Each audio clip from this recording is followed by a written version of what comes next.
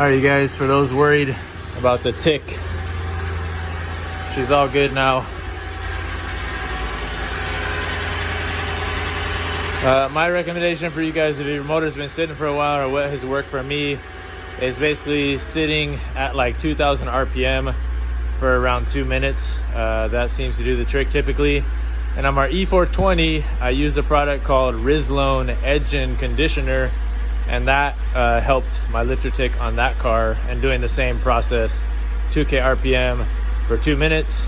Yesterday, funny too, in that clip, well, not funny at the time, I got a little worried, but in that clip, I actually had the driver's side intake manifold gasket flipped, and it was basically sucking in air from the secondary air injection plate, and it would idle perfectly, start up perfectly, and then after a while, it would start making like a crazy clanking, clacking noise from this corner.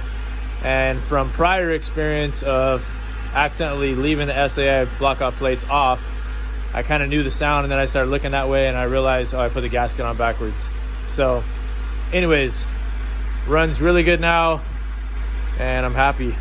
Intake manifolds all redone, resealed, videos coming up on that. Valve covers fresh, gaskets, spark plugs, everything.